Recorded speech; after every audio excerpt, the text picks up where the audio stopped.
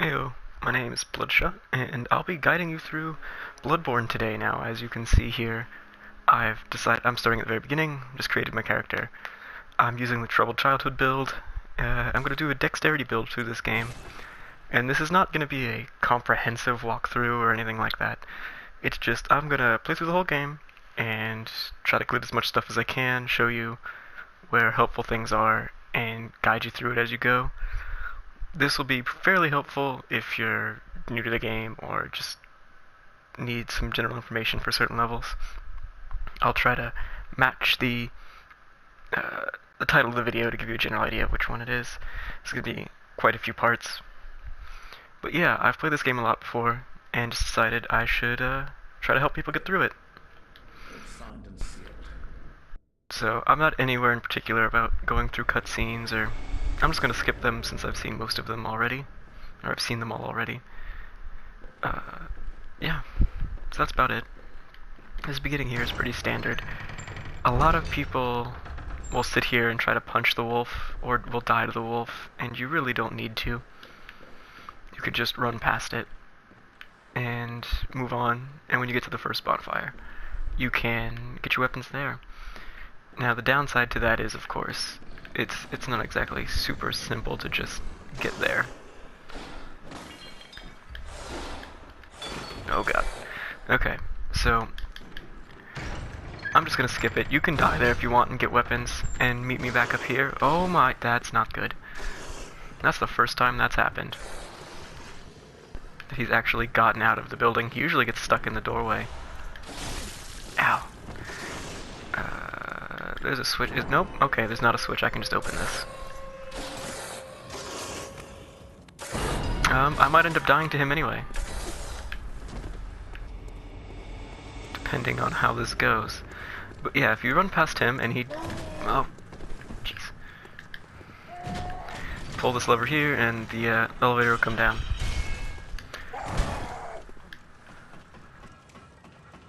Yeah, I chose the Troubled Childhood build at the start to give me a boost to dexterity and endurance, because I'm planning on making a dex build. And yeah, and because I like using the burial blade, which is the scythe, at the end of the game, and that's a mainly dexterity weapon. And I also like using the blades of mercy, and so I'll be getting those during this playthrough. But I'm gonna go the long way to get them. I'm gonna do all the three, get all three special emblems along the way, and try to get most of the collectibles and anything you might find interesting. Now, I'm not going to get everything, but I'll get what I can. Now, if you're not doing a dexterity build, you won't be able to really follow my stats at all. Now, a lot of people choose the blunderbuss, but I like the, whatchamacallit, the pistol, because it's faster.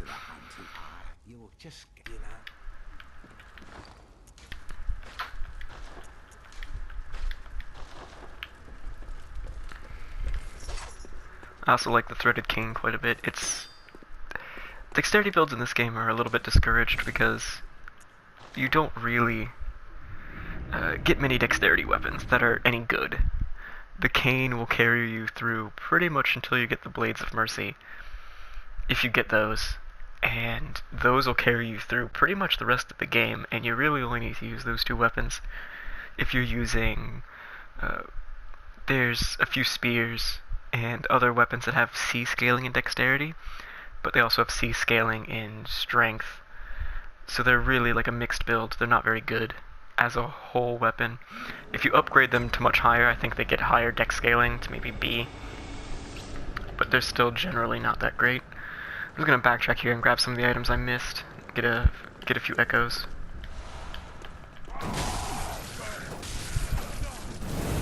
Oh god, that's not a very good display on my part.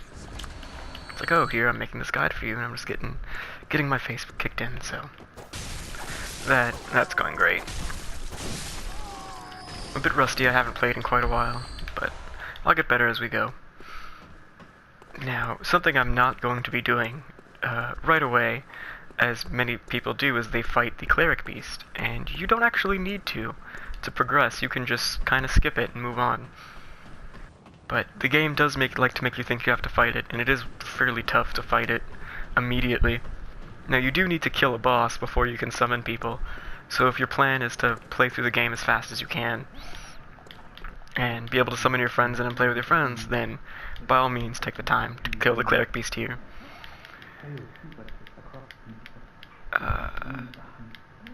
Now, it's important to talk to this guy here, because if you talk to him a couple of times throughout the game, in different points in time, he'll give you different things.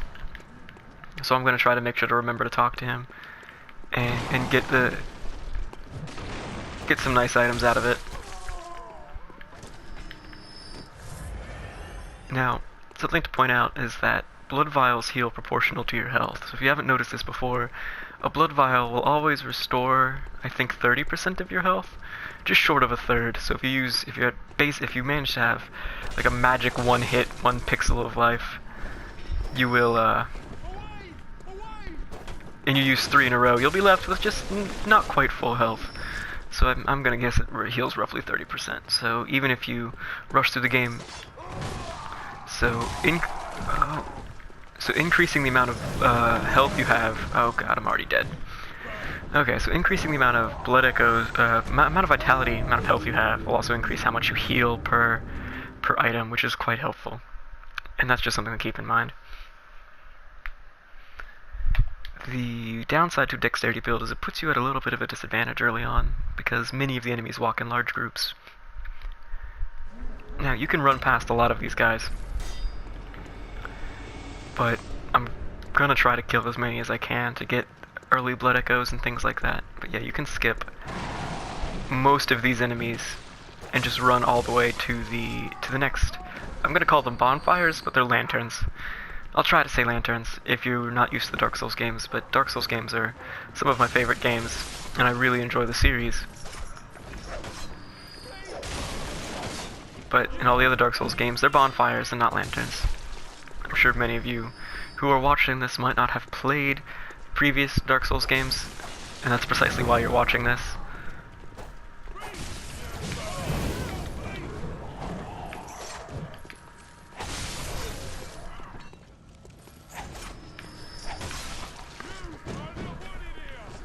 Now, if you're using the threaded cane like I am, the alternate fire, which is the left bumper to switch into this whip mode, gives you a little bit more range, but it does swing slower, so it's helpful for killing these large groups here.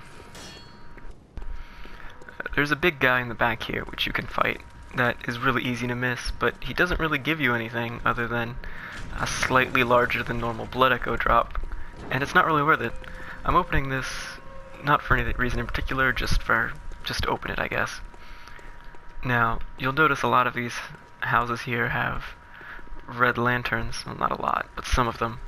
And you can talk to the people inside and get... so this is a red lantern here. And you can talk to the people and they'll say things.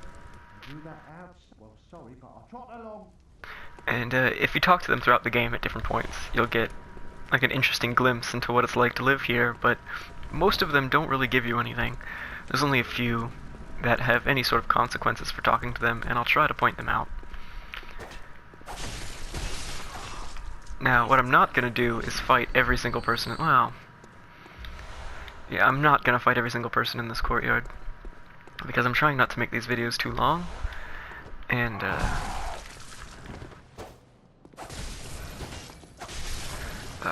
that's going to take me quite a while, so I'm going to try to get as far as I can. I'm going to try instead to walk over to...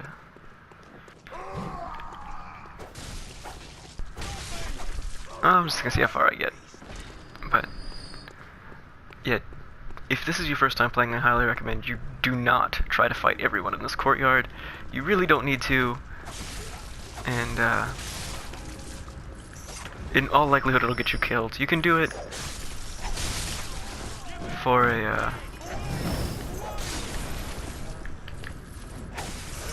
a moment of pride or glory, but you really don't need to.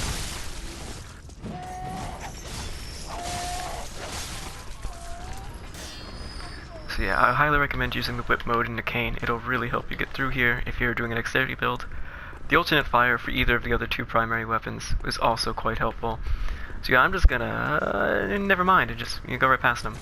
They don't put up a whole lot of a fight. They'll let you just kind of keep going. Just kind of zigzag and hold circle as you run. I'm playing on the PS4, so I'm going to be using those controls.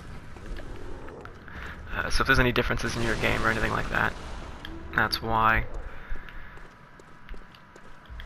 Now I'm going to do a quick little run here. Rather than go down this way, I'm going to go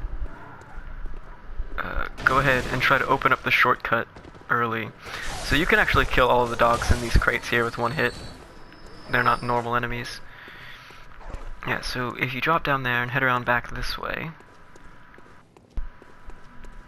there's a shortcut here you can open up, which will save you quite a bit of time. So you want to go through this door here, and just there's gonna be a guy here, so just kind of kill him and keep going. Go back through this door here,